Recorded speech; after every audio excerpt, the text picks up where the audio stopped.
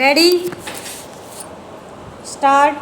सभापति महोदय, हमारे देश में गृह मंत्रालय और गृह मंत्री का कितना महत्व है, इसका अनुमान इसी से लगाया जा सकता है कि स्वतंत्र भारत में गृह मंत्रालय का भार सरदार पटेल ने स्वयं अपने कंधों पर लिया।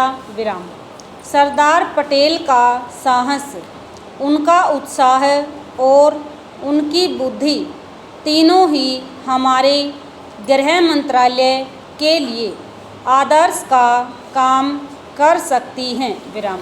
परंतु दुर्भाग्य से सरदार के पश्चात इन तीनों बातों में कुछ कमी आती हुई दिखाई देती है।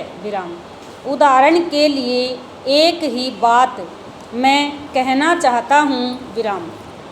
1962 में जब हमारे देश पर चीन का हमला हुआ तो 14 नवंबर 1962 को हम सभी ने इसी सदन में खड़े होकर एक प्रस्ताव पास किया था, जिसके शब्द थे, भारत की भूमि जब तक हम शत्रु से स्वतंत्र नहीं करा लेते, तब तक हमारा यह संघर्ष बराबर जारी रहेगा, भले ही वह कितना ही लंबा क्यों न हो।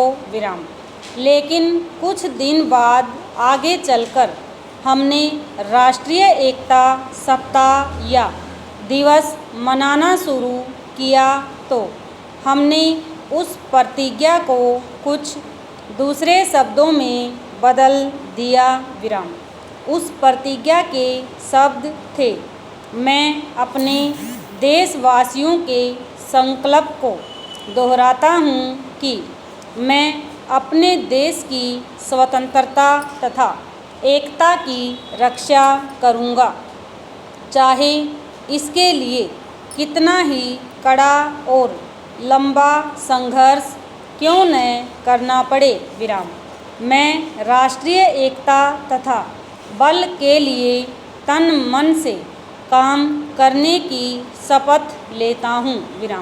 लेकिन इस बार राष्ट्रीय एकता सप्ताह के सिलसिले में एक छोटा सा प्रकाशन भारत सरकार की ओर से प्रकाशित हुआ है।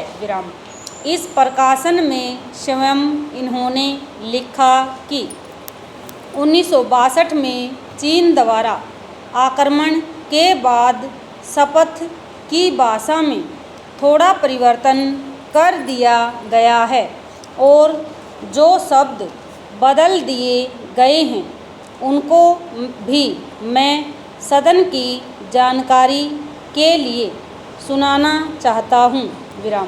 मैं प्रतिज्ञा करता हूँ कि मैं कभी हिंसा का प्रयोग नहीं करूँगा और मेरा विश्वास है कि धर्म, भाषा, प्रांत संबंधी तथा अन्य सभी राजनीतिक और आर्थिक विवादों का शांतिपूर्ण और संवैधानिक तरीकों द्वारा हल किया जाना चाहिए। पैराग्राफ। अब मैं आपके माध्यम से जानना चाहता हूँ कि 1962 में संसद ने जो निर्णय किया था, क्या भारत सरकार अपने इस निर्णय से हट रही है।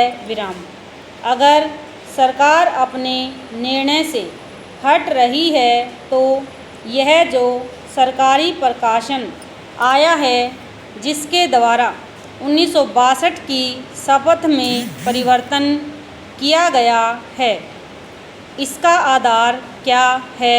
ओवर।